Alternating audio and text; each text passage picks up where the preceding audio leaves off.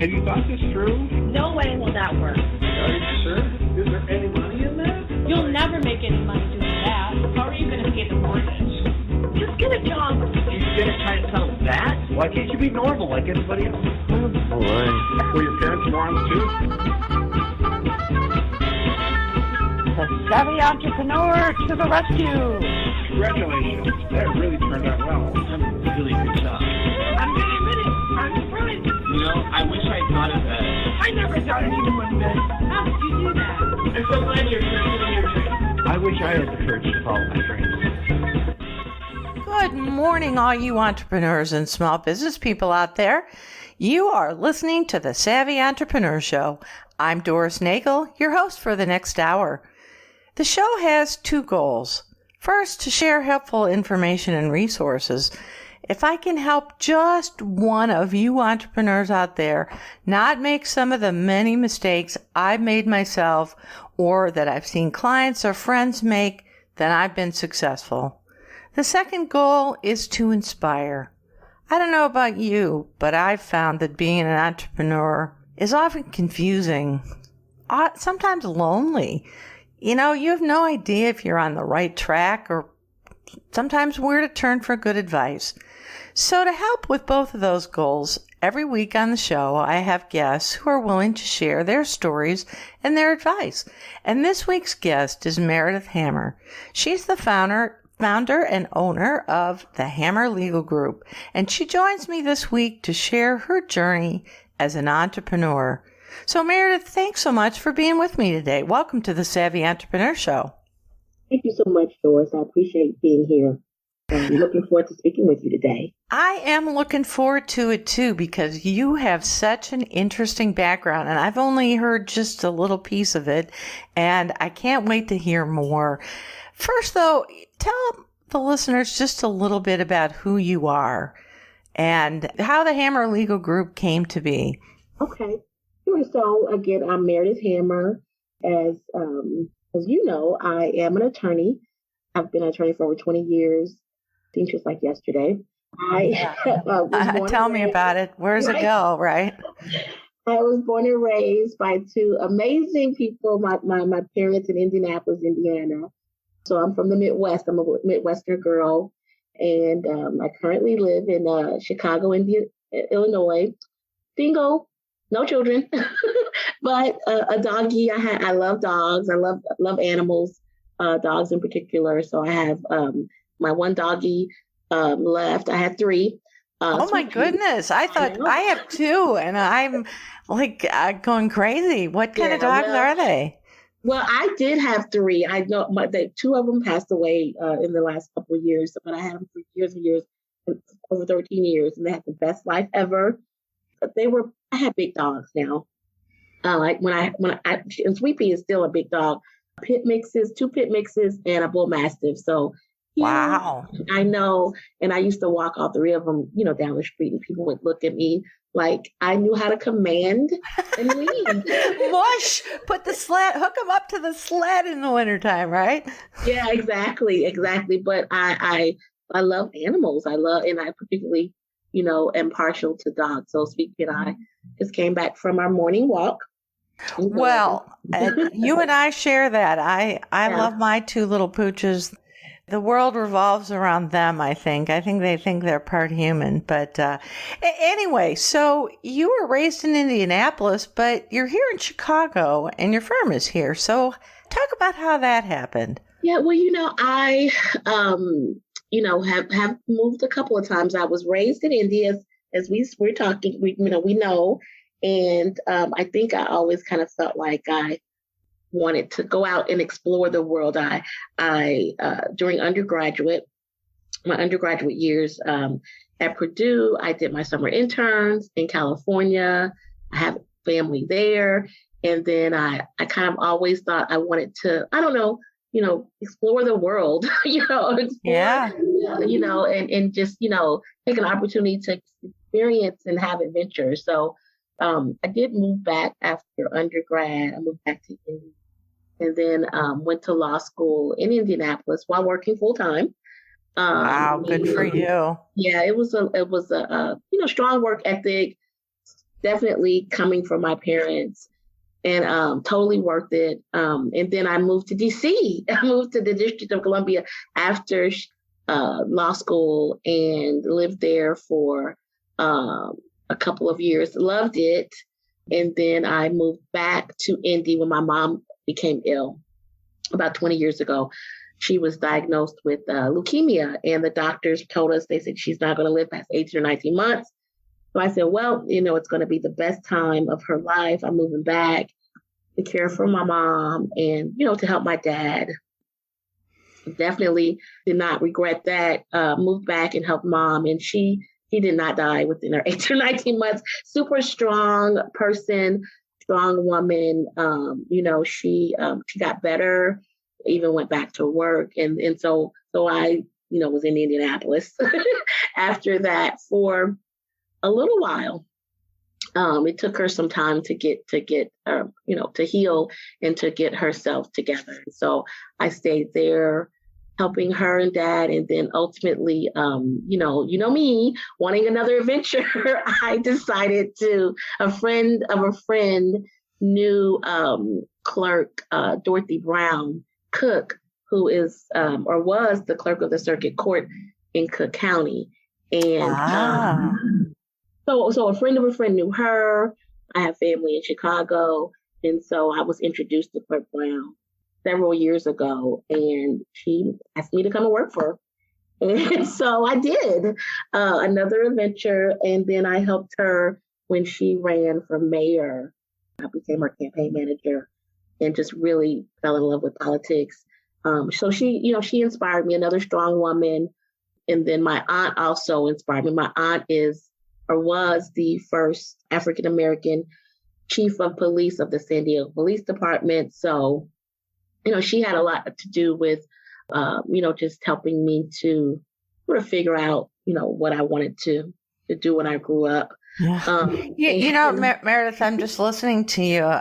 One of the questions I had planned to ask you later on was where you find inspiration, but I think it's pretty obvious where at least you find a lot of your inspiration, maybe not all of it, but right. You come from clearly a family and an extended circle of strong women who I'm sure you support each other, which is, a lot of us long for. Yeah, that is definitely true. I think that I have been lucky in life. I always say that I am well loved. I'm getting a little emotional just because I am thinking about these super strong women.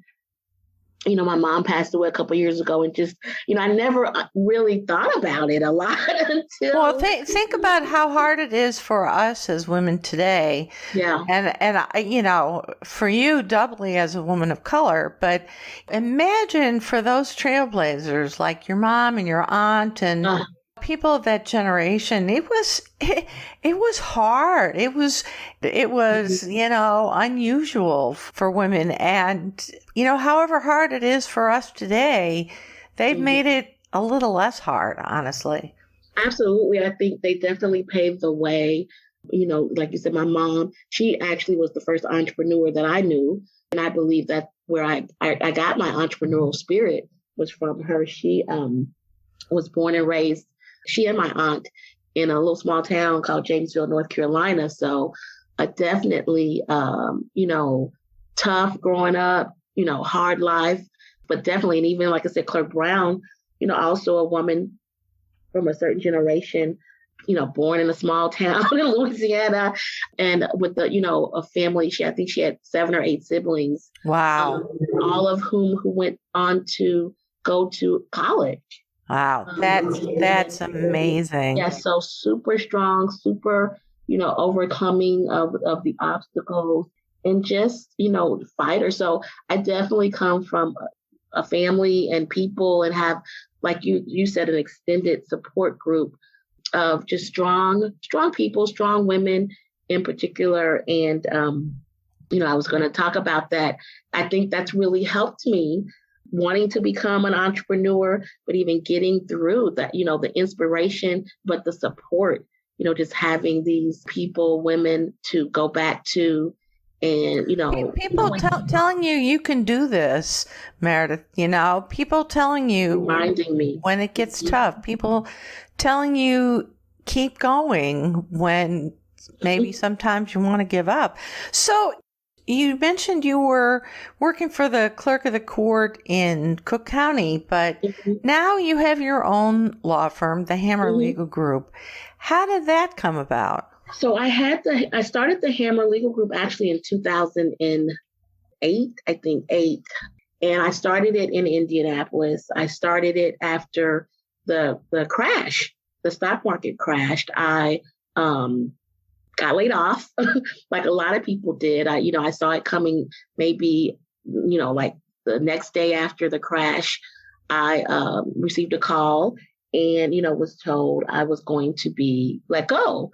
Impacted, as they say, as human resources people say, like somehow you're hit by a bus or something, right? Right. It definitely impacted me greatly. And, I scrambled. I was frantic and scrambled and really did start looking for a job, looking for work.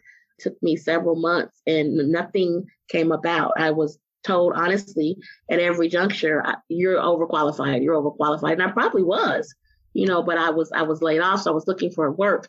Then I just came up with the idea. I said, well, you know what? Instead of me going, begging someone for a job, right, I'm going to start my own and make my own way. And so I honestly, I think it may have been, like I said, my mom's entrepreneurial spirit, inspiration, just, it came to me.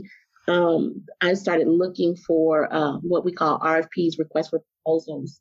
And I had done those kinds of responses to those kinds of RFPs before, probably in my former gig. I call them gigs. I call jobs gigs. My former job. Well, anymore, I think that's about right. And I think there's a reason that people's interest in entrepreneurship these days is probably at a historical high, is because honestly, life is a series of gigs anymore, and you can call yourself an employee or an entrepreneur or whatever you are, but this whole idea of you Inc. and you're in charge of your career and your ship, I mean, that's kind of... Yeah. I mean, when they called me, I was, like floored. I'm like, well, this isn't solid either, right? My parents had kind of always kind of thought, oh, well, and kind of, they come from a generation where your job and you may only get one or two jobs for your entire life, but that wasn't the case for me. I mean, like I said, the crash came and it was over, and I had to figure it out. And so I did. I responded to an RFP that was put out by the Indiana Housing and Community Development Authority, and I always say I started with 12 pieces of blank paper. I responded to it, and I was awarded a $500,000 contract. Wow. It sound like a lot, but well, still, that's not a bad place to start a law practice, solo law practice either, though. Yeah. So I started it, and it was just me. I decided to bring on a friend of mine, but is one of the smartest people I know. Her name is Heather Gaddy. She was also a lawyer, and I grew up with Heather. When I moved to DC, she was there, and then we ultimately moved back. When I moved back, she moved back after me because her dad had passed away. So long story short, we started it, and we started the firm, and we were doing what is called compliance monitoring for the housing authority. And we had flexible schedules. She had a child at the time, and so it really worked for us. We had to do a little travel around the state to various community development corporations. Met a lot of people in those places that we still know today. Been 13, 14 years ago. We did a great job, and we had the flexibility. But that's how the firm got started. That's how the Hammer Legal Group was started. It was of that project, that contract with the Indiana Housing Community Development Authority. It was a great time, but I had an opportunity. Like I said, we had flexibility. We made money. We were able to hire a couple more people. They extended the contract. I took a lot of joy and pride in, being able to hire others and to create jobs for other people. So now, after working for a while, though, doing that, then you went to become an employee at the... Yeah, I know. The clerk had to talk me into it. Wow. And now you're back practicing again, right? So you've had a real great opportunity to see the differences and the pros and cons of being an employee versus running your own business. And, you know, I belong to SCORE, which is part of the SBA, and I'm a SCORE. Well, I used to be a mentor. Now I'm a subject matter expert for them. But, you know, I talk to a lot of people who are either have been let go or they want to quit their jobs, but I don't know if they fully understand really the difference between having worked in a company or an organization for a long time versus setting up their own business. So you've had a chance to be the entrepreneur, be an employee now, but go back to being an entrepreneur. Help those people out. Tell me about your perception of what some of the biggest differences are and things that people should think about if they've been working in an organization for a long time, what they need to prepare themselves for if they decide they want to take the plunge and start their own business. Yeah, it is challenging. You know, obviously, I think that, you know, for me, it may have been easier, quote unquote, because I say on the one hand, it may have been easier, but on the other hand, maybe not.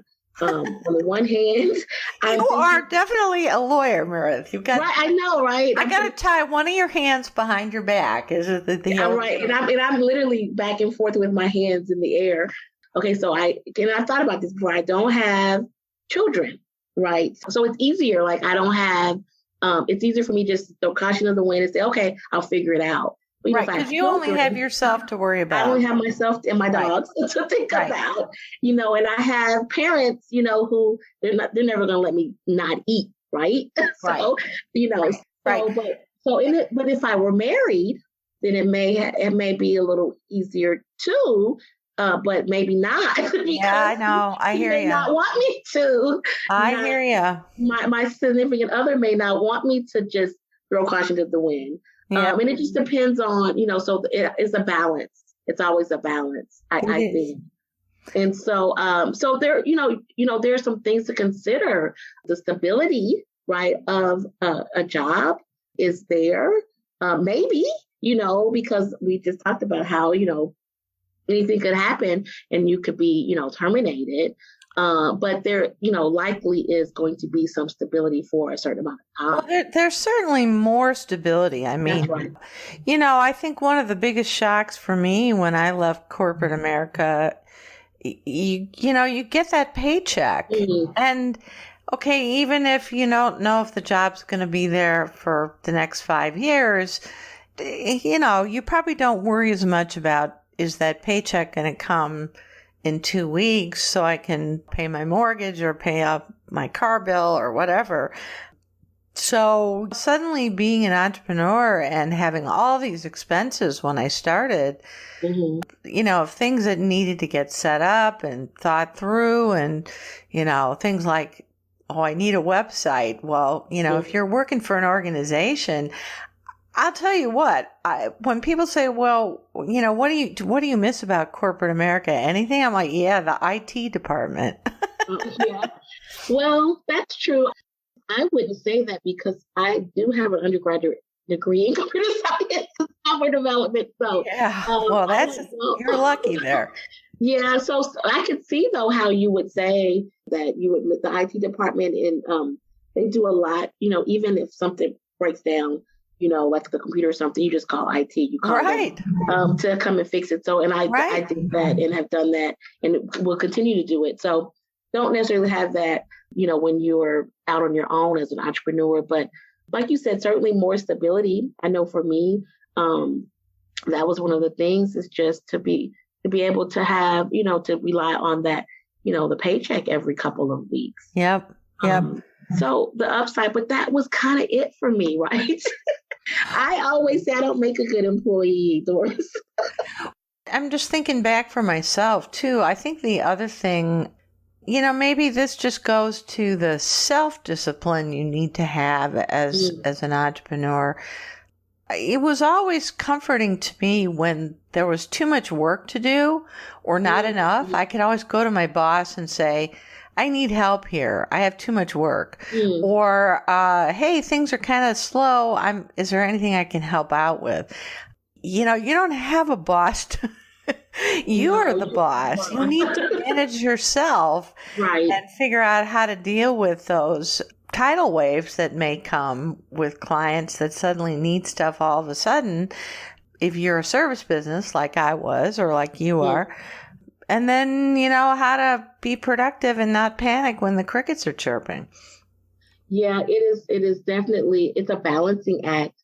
I have to say, I think that for me, having worked as an employee, been an employee, come out as an entrepreneur, and then going back, I think, like I said, I didn't really make the best employee because I always kind of wanted to be in charge after that. I wanted to be, do this, do that. Let's change this. Let's make these changes. And my boss is going, what? Like, what are you?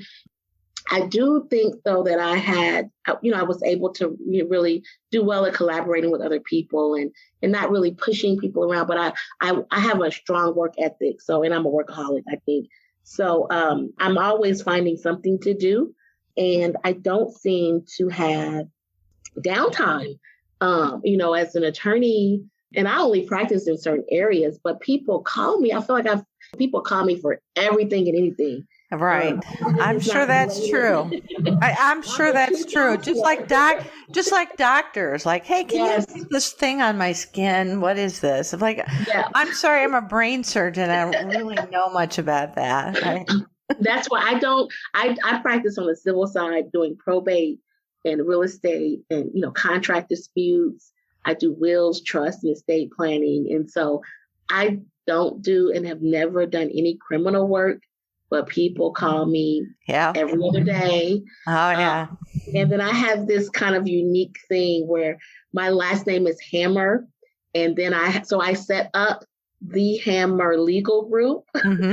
And then there's a gentleman, an attorney, who calls himself the Hammer. Oh, right. He just calls himself the Hammer. His last name is not Hammer. But he has billboards up and down 65 and on the way to Kentucky. And so about every 2 days, I receive a call. Oh, he's a personal injury attorney. And I am not. So everybody thinks you're a personal injury firm. Everybody thinks I'm the Hammer. And they call me and say, hey, Hammer. Sometimes they'll say, hey, Hammer. I need your help. I was just in a car wreck, or I had an accident, a truck sideswiped me, or I fell down. I mean, it's gotten worse. And at one point I tried to keep up and call people back or text them, and say, I'm not this person, but here's somebody, I can refer you to. Sometimes they have, I've referred people to other people, but it's gotten out of hand. It's just completely got out of hand. That's crazy. Well, so how have you found clients once you started back? Now you started your firm, kind of restarted it up again, and now you're in Chicago, not Indianapolis. So how did you start finding clients? I think a couple things, 2 or 3 things. The area I practice in, it's probate, it's real estate, and trust and estate planning. And those actually go together, believe it or not. But the probate work, contracts disputes, real estate and contracts disputes, breach of contract, that kind of thing. But the probate work I started years ago. When my mom became ill, actually, I set up her estate plan, her healthcare power of attorney, her financial power of attorney. We needed to do that. And so I stumbled through it. I didn't have any other background in that area, but I stumbled through it for my mom. And I helped her get her, disability early because she wasn't of age to get it because she was sick. And so I had to fight for her, even to receive medical treatment, in the hospital. It was a lot. And she told me, she said, you need to do this kind of thing for other people. And so I would tell people I did it.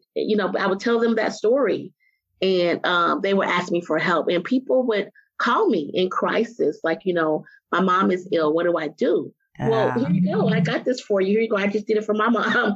Or I'm thinking about, what am I going to do when I pass away? Right. So we would talk about a will. And then naturally with that, estate planning, estates, largely consist of real estate. And then having worked on the project, the Indiana Housing Authority project, I kind of had some connections with real estate and, what real estate looked like and buying and selling property. And then I had bought my house, Right. And my broker was very, very helpful. He was the person who got me the office down the hall from his office to start my practice. And so I would talk to him about, the real estate that people had in their estates. And so I started learning about real estate and loved it. I just really loved that whole thing. And so the thing about probate, the thing about real estate, if you do good, if you provide a good service and you help people, which is the reason why I went to law school after all. I mean, it's literally, I felt like if I know the laws or understand the rules, I can help people. I can help people who are traditionally underserved. I can help people who traditionally don't have the information they need to draft a will or, to go get their mom's property when she put out of the tax sale. They just don't know. So I just thought, hey, if I can help them, then that's what I want to do. Well, it's an area where, frankly, everybody needs it eventually, whether they realize it or not. Kind of a morbid question, but I'm curious whether the estate and will and probate area has picked up because of COVID, either because people have had more time to think about things and get their, be at home and have their affairs in order, or maybe they've seen a loved one suddenly pass away. I mean, has that increased? I actually was talking about that yesterday. It has definitely, people have probate cases for sure backed up now in probate court in Cook County. They kind of always have been, but it's worse now, which poses a lot of problems for a lot of different, people and reasons. But yes, people are definitely thinking about it more. They're thinking about an estate plan more. They're in need of, like healthcare power of attorneys. You're in a coma or you're sick and incapacitated in the hospital. Right.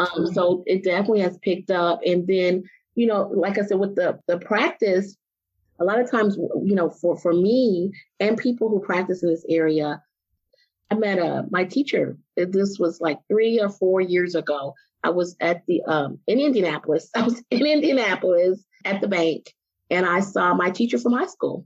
I just happened to see her. I said, "Hey, this is Ray. What are you doing here?" We got into a conversation. I told her I was a lawyer. She says, "Oh, do you do anything related to probate?" My dad is. Yes, as luck would have it. Indeed, that's what I do, right? Yes, I do.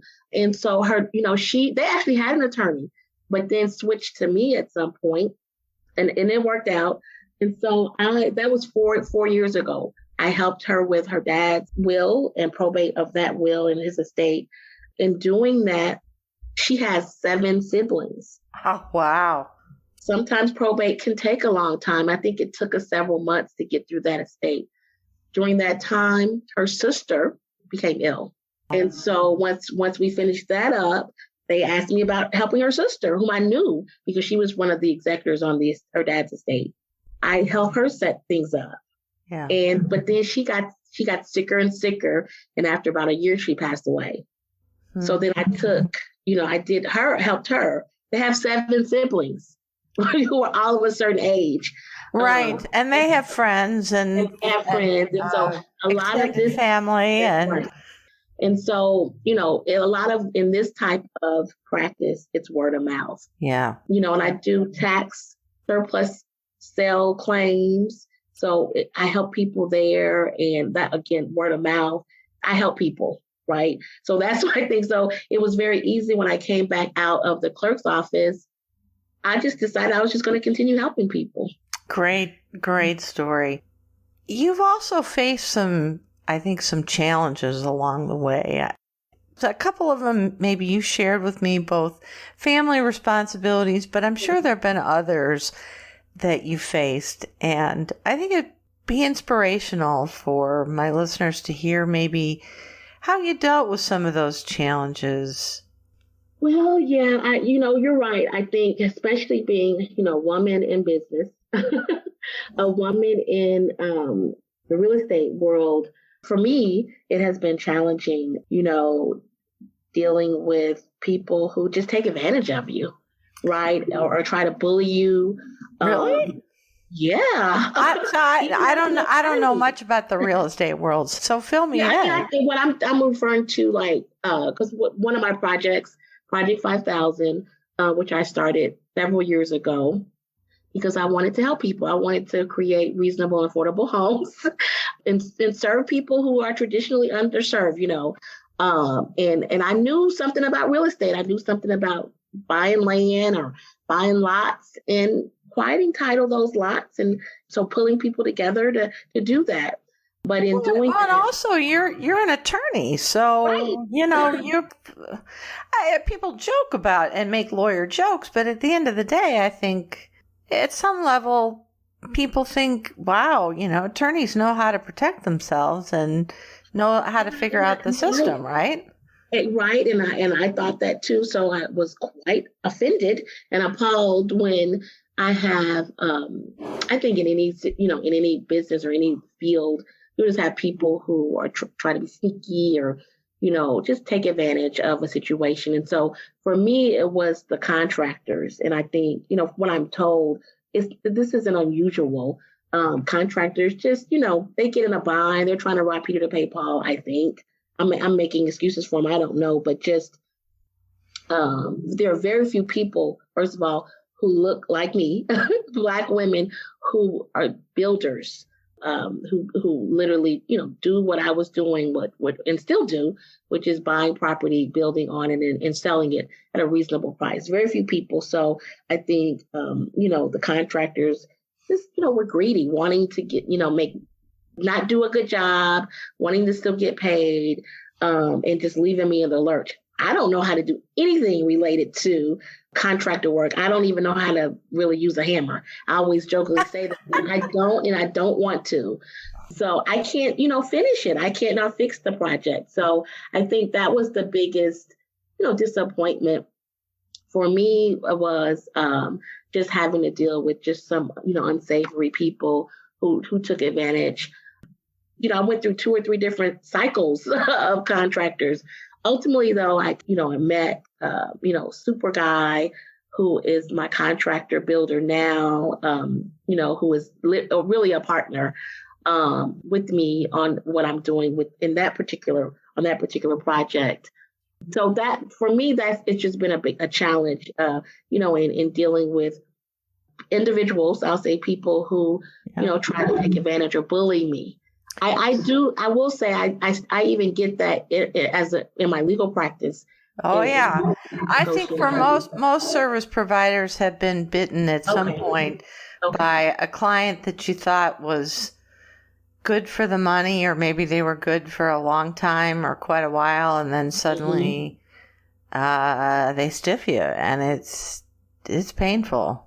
Yeah, I'm surprised at the opposing counsel. I'm always surprised when opposing counsel is just unprofessional. I don't know why that surprises me all the time. And maybe I'm talking about it now because I'm going through, yet another situation in negotiating. But you were asking me about the challenges I faced. Those are the challenges I faced. Obviously, we talked about money and finances. The financial stability, isn't always there. But I think having the real estate and having, multiple streams of income has been, super awesome. Understanding the real estate arena, and then, having the ability to create those other streams ultimately, was super helpful for me. So I don't worry so much about money anymore, but certainly in the beginning, it was a challenge and very, very stressful for me. So just having a stable finances, for me. So I think, as you said, being an entrepreneur, I don't know, being particularly a female entrepreneur, I don't know. I may have faced more challenges than a man. I'm not sure, but I know they go through their own struggles. But certainly I'm not a man, so I wouldn't know. But well, you certainly have, reading between the lines, a can-do kind of mentality, and I think you need that as an entrepreneur because, frankly, none of us are good at everything we need to do. And, that may be things like marketing or administrative stuff or, even when it comes to things like legal, you don't know everything, right? That's right. You have to either find the answer yourself or tell people you're not qualified to do it or find somebody else who can help you do it. But in every respect, you need to be resourceful and be able to just find answers and not be intimidated by the fact that you don't know everything, but you'll figure it out or find somebody who does know. Absolutely. I think that is something that, I have a really good friend I was telling you about earlier who is, he is a computer science person, is a computer security. And so I've always kind of had him and, leaned on him. And that's his thing, something that he really helped me to understand is that, we can try to be resourceful. We'll, ask somebody, but we definitely try to figure it out. But if we don't know, we say we don't know, like I'm not going to take on criminal law, right? Now, it's not something I'm going to do. Pass a criminal client off to one of my colleagues because it just, over my head, I'm going to get hurt and hurt the person. So that's one of the things I learned early on is to, not take on work that I just have no idea how to do. And I may get hurt in it and it ultimately may be hurt in it all. And then I want to help people. I want to really help them, not just take some money from them. And so if it's something that I can't, even if it's a case I think I can't win, I'm going to tell them. And, I just won't take on that client, although I do take on clients, and try to, fight for them. And then, like you said, just being resourceful, I'm not going to know everything. And I have to realize that I'm not going to know everything, even if I know how to do the research and analyze a particular issue and provide the feedback or go to court or go to a particular judge. Sometimes I just won't do it if it's just over my head and too much, because I'll end up hurting myself and my client ultimately. So are there certain kinds of clients you've steered away from? I guess you're saying yes in a way from a subject matter perspective, but, at least, my experience in a service business, there's certainly certain kinds of people that just aren't worth the trouble. Has that been your experience too? I mean, I try to work with people. It just depends, even if they don't have the finances, I try to really talk to them about doing some sort of installment plan. In the beginning, I really, I don't know why, but I did have to figure out how to ask for money.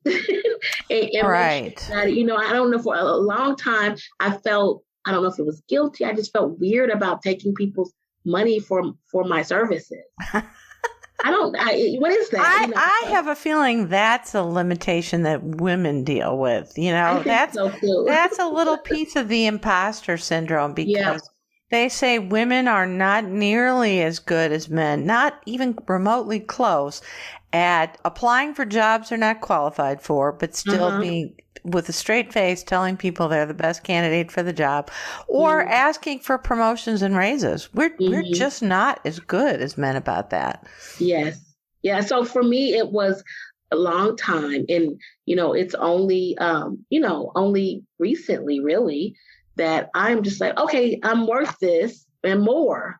So I think I would always take on clients, like even if they couldn't pay, and it would get me into trouble sometimes because then I would, take on 2 or 3 more clients or work twice as hard to make up for that client. So honestly, that's what I've done. Like you said, I don't take on clients in basically in certain subject matters, but they just don't come to me. Yeah. I don't have to say, oh, I don't do that, but they just don't come to me. Recently, I've just been inundated with work and clients. And so I have had to refer some clients, out to other people just because of what I'm doing here. But I typically take, everybody. I'm trying to think, who would I not take or who have I not, what type of client, but I think it more has to do with the area of law. Yeah. Criminal law or some other area that I just don't have any experience in. Well, you indirectly referenced, you said, with what you're trying to do. And I know from talking to you beforehand that you're actually a candidate for a judicial position in Cook County. Talk a little bit about that and how you're juggling that with managing your business. Oh, it's so hard. Well, you're trying to do 2 jobs, basically. Yeah, and I'm trying to do two jobs, and I want to win. You know what I mean? So I'm just pulling out all the stops and using all my resources and everything. Yeah, I'm running for judge. I'm happy to say, I'm very proud to say that I've had the opportunity to run for judge in Cook County, Illinois. Congratulations. Thank you so much. I'm so excited. I want to cry. Most of the time, it's just been a dream of mine ever since I went to law school. I think you'd make a great judge. I can tell just talking to you. I think so too. I love people. I mean, I love people. I love helping people.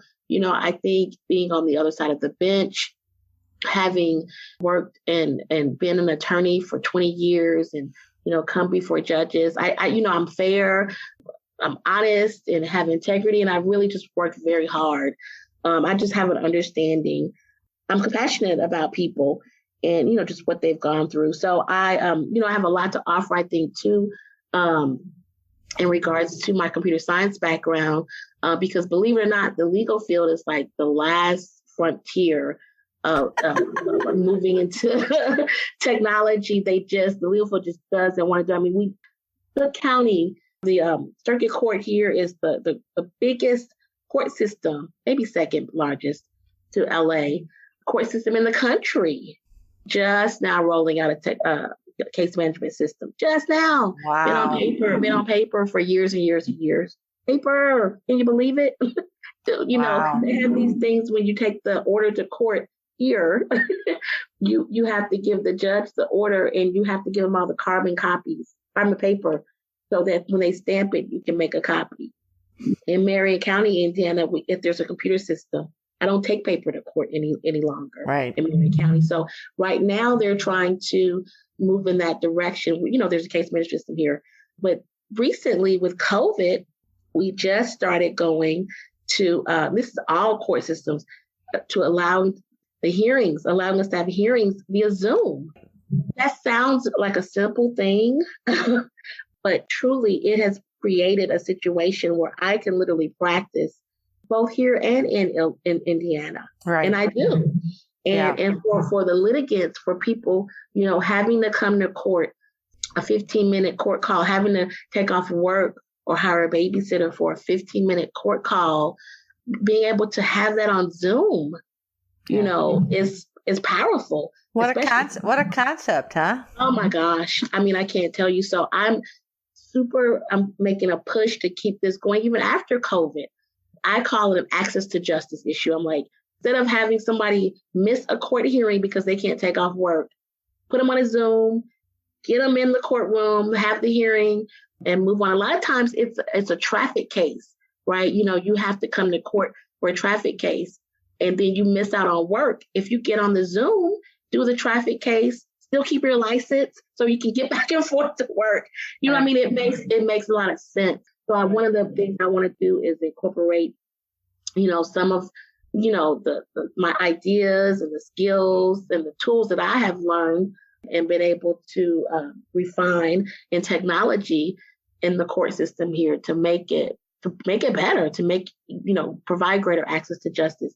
I've got a lot to talk about with that. Cash bail algorithms, how we can change all that around, probate court, how we can move it up, move it quicker, get people in the court, so they're not losing their homes when their parents die or mom dies or grandma dies. You're waiting to have a hearing, the property's in the tax sale, and you're trying to get in probate court and you lose the family home. Well, I wish you every success with your candidacy. So what are your plans with your law practice? I mean, yeah, you can't be two people. So how? No, I have some time. The election is in June 28th. Once I win in June. I like your positive thinking. We're going to speak it into existence. Once I win, then I'll get on the bench. I won't get on the bench until December 7th. Of 2022. So I have about a year.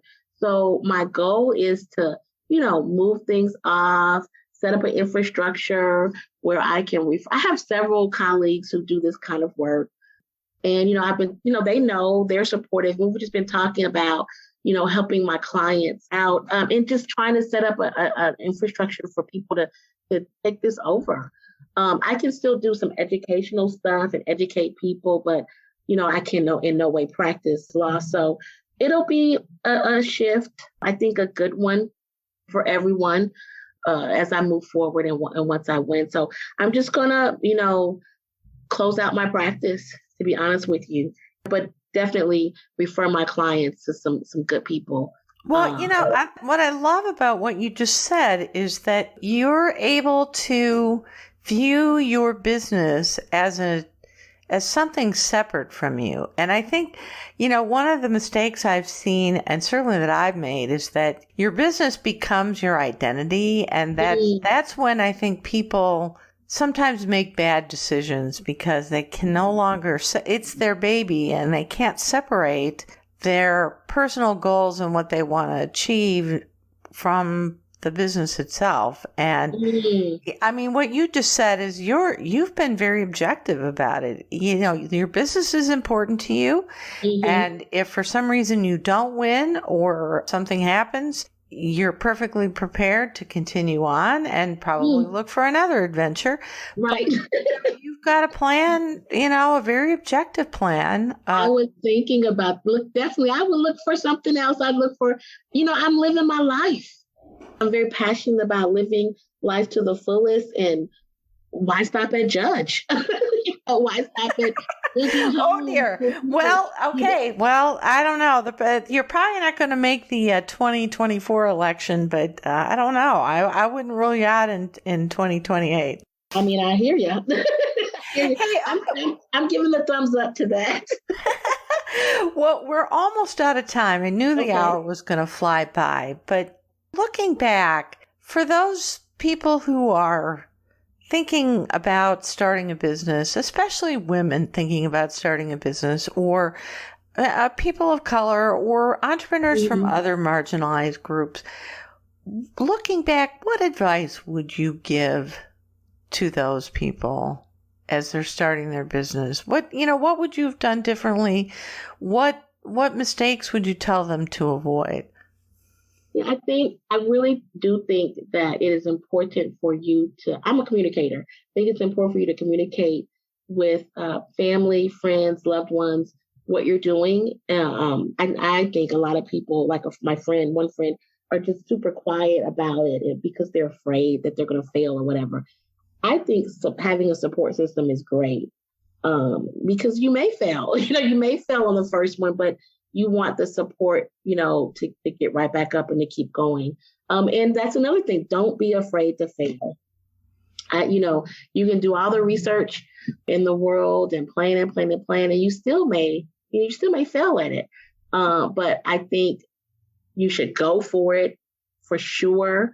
Don't be afraid to fail. Really try to have a support system, a good support system. Don't listen to the naysayers. Get them out of your way. Get them out of your. You want to have a really exclusive group of people who are not going to tell you what you want to hear, but they're not going to be the naysayers either. Yeah. And there are, I can tell you, at least in my experience, particularly if you don't come from a family of entrepreneurs or your circle isn't a lot of entrepreneurs, there are a lot of people who are going to be like, oh, whoa, you're they're going to, slow down. Ooh, I don't know. And your supporters maybe only be one or two people. I just know that when I first started, my dad was crazy about it. He was like, what? What do you, because that was what they had planned for me. And my mom, I told them that, but I was telling them like, look, this is what I'm going to do. I'm going to be really busy, and then my mom was like, well, when are you getting started? Because she had the entrepreneur spirit. Yeah. And so she was great with it, but my dad, not so much. And nowadays he just thinks I'm, like this crazy kid still. Even though I'm sure he's very proud of you. But I think that's true of a lot of dads. You're always going to be their little girl, and they want to try to protect you from the big bad world. And unfortunately, there's only so much they can do. Yeah. So, but definitely go for it. Live out your dream. If you want to become an entrepreneur, just try. Just try it. You are an inspiration to me, and I hope to lots of my listeners who listen into this. So last question for you before we wrap up and let you go. If people are interested in your services, or maybe they want to just chat with you about being an entrepreneur, maybe they want to help you with your judicial campaign, what's the best way for them to reach you? Sure. So you can call me. I have a separate number, or email. So my telephone number, oddly enough, is the Indianapolis area code 317-446-8844. That's 317-446-8844. Or you can send me an email, and it's my first name, Meredith, Meridth, and then the @ in thehammerlegalgroup.com. So it's Meredith at thehammerlegalgroup.com. You can maybe reach me at either one of those places, and I check them every day. Perfect. Meredith, thanks so much for taking time to stop by and sharing your story and just your infectiously optimistic and can-do attitude. It's an inspiration and made me smile today. So thank you for that. Thank you, Doris. I really appreciate it. I enjoyed it so much, and I look forward to talking to you again in the future. I look forward to that too. Thanks to all my listeners. You're the reason I do this. You can find more helpful information and resources on my consulting website, which is globalocityservicesplural.com, as well as my new radio show website. Yes, I've finally taken the plunge, thesavvyentrepreneur.org, where you'll find lots of tools, podcasts, and other resources. And you'll find more and more resources as I have a chance to populate the site. My door is always open for comments, questions, suggestions, or just to shoot the breeze. Email me at dnagel, Nagel, at thesavvyentrepreneur.org. I promise you'll always get a response back from me. Be sure to join me again next Saturday at 11 a.m. Central, noon Eastern. But until then, I'm Doris Nagel, wishing you happy entrepreneuring.